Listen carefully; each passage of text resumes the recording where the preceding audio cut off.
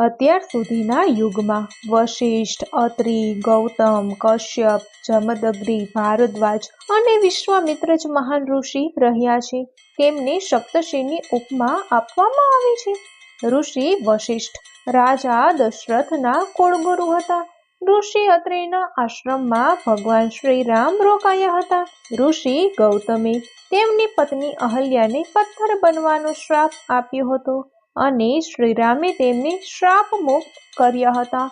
ઋષિ કશ્યપના પત્ની અદિતિએ દેવતાઓ અને દિતિએ દૈત્યોને જન્મ આપ્યો હતો. ઋષિ જમદગ્નિ ભગવાન પરશુરામના પિતા હતા. ઋષિ ભારદ્વાજે આયુર્વેદ જેવા મહાન ગ્રંથની રચના કરી હતી. ઋષિ વિશ્વામિત્ર ભગવાન શ્રી રામ અને લક્ષ્મણના ગુરુ હતા. ઋષિ વિશ્વામિત્રએ ગાયત્રી મંત્રની રચના કરી હતી. આ પ્રકારે સપ્ત ઋષિઓ જનકલ્યાણમાં પોતાના